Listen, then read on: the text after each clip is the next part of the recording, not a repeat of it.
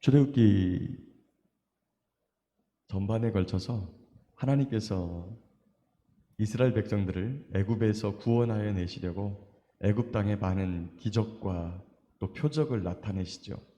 그럼에도 불구하고 여호와께서 말씀하신 대로 바로가 마음을 완악하게 하고 이스라엘 백성들을 내보내지 않습니다. 결국에 하나님께서 작정하시고 애굽에 처음 난 것들을 다 죽이시기로 말씀하십니다. 그 말을 들었음에도 불구하고 하나님의 말씀을 무시합니다. 그러나 하나님께서 애굽 왕 바로를 직접적으로 죽이지 않고 이렇게 다른 것들을 죽여가면서 하나님의 말씀을 나타내시는 것은 하나님이 살아계심, 여호와만이 진짜 하나님이라는 사실을, 진짜 신이라는 사실을 그들에게 알려주고 영광을 나타내기 위함이었습니다. 결국에 장자들이 죽을 것이라고 예언을 해도 그 말씀을 무시하자 그 밤에 규례를 정하시고 그대로 행하십니다. 먼저는 유월절 양을 잡게 하시는데 거기 5절에 보면 너희 어린 양은 흠없고 일련된 수컷으로 그렇게 하라고 하고, 그 다음에 저기 13장 46절에 가면 한 집에서 먹고 그 고기를 조금도 집 밖으로 내지 말고 뼈도 꺾지 말 것이다. 어린 양은 뼈를 꺾지 말아라 라고 말합니다.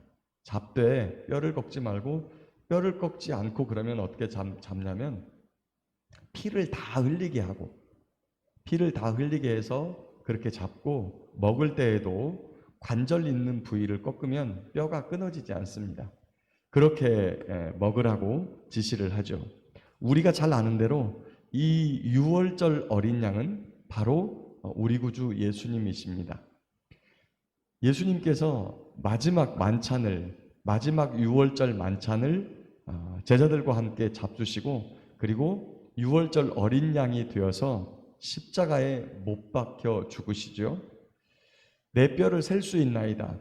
다른 도둑들은, 좌우에 달린 도둑들은 그 날에 그들의 숨을 끊기 위해서 다리를 쇠 몽둥이로 두들겨 가지고 뼈가 으스러져 가지고 뼈가 몇 개인지 셀 수 없지만, 예수님은 그 전에 이미 숨이 거두어져서 병사가 옆구리를 창으로 찌르고 그래서 심장에까지 이르렀다고 봅니다. 심장에 고여있는 피까지 이 옆구리에 고여있는 내부 출혈이 일어나 가지고 장기 출혈이 일어나서 내부에 고여있는 핏물까지 전부 다 쏟으신 후에 돌아가십니다.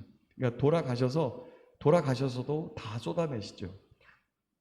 그분이 이 땅에 그 존재를 드러낼 때 세례 요한이 예수님을 소개하기를 보라 세상 죄를 지고 가는 하나님의 어린 양이로다, 이렇게 소개를 합니다.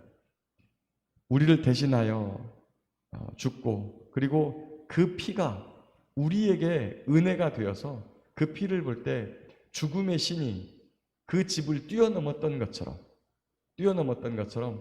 오늘도 예수님의 십자가의 보혈과 은혜가 묻어 있을 때 바로 저와 여러분이 구원을 얻게 되지요.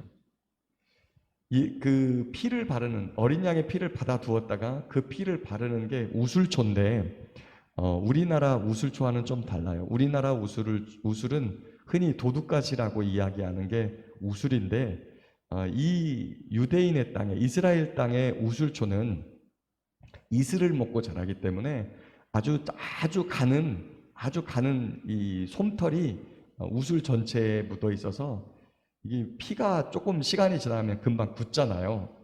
그런데 이제 그 피를 찍어서 문 설주와 좌우에 발라야 되기 때문에 웬만한 거 가지고서는 피가 잘 안 묻습니다. 그런데 이제 솜털이 빽빽하게 붙어져 있는 이거는 조금 굳어 있는 피도 이렇게 묻혀서 바를 수 있는 그런 것이다라고 설명을 제가 들었어요.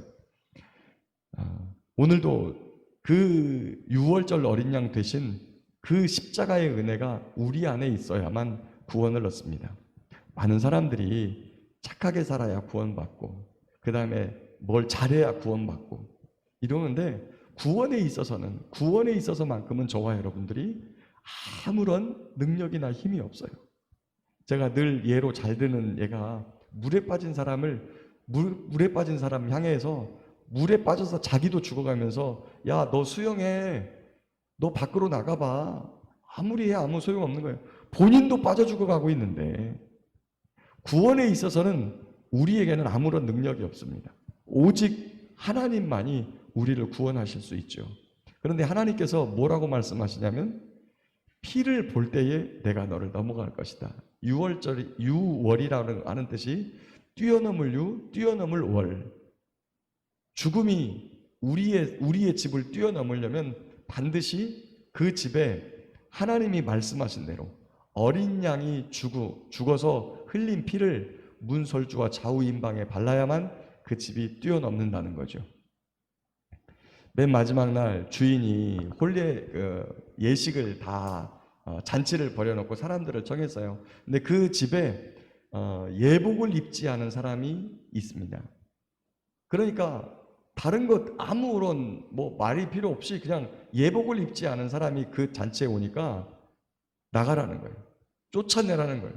슬피 울며 이를 갈미 있겠다고 하는 거예요. 그 예복이 무엇입니까?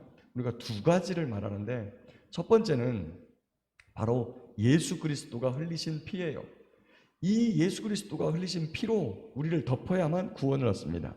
두 번째, 자, 겉옷, 우리 성경에서 옷에 대한 이야기를 꽤 하는데 나중에 이제 출애굽기 저쪽 뒤편에 가서도 제사장의 옷을 지을 때 또 말씀드리겠지만 먼저는 하나님께서 우리에게 구원의 옷으로 입히신 예수 그리스도의 보혈을 의미하고 두 번째는 그 은혜에 감사해서 하나님의 말씀에 순종하며 살다 보면 성도들의 옳은 행실이 나타납니다. 그것이 우리의 성도들의 겉옷이 되죠. 이 예복을 입지 않으면 쫓아낸다라고 하는 거죠. 많은 사람들이 또 이스라엘 사람들조차도 본인들이 율법을 준행하는 것을 의로 삼는, 구원의 의로 삼는 그러한 것 때문에 율법주의자가 돼요. 율법을 지키는 것과 율법주의자가 되는 건 다릅니다.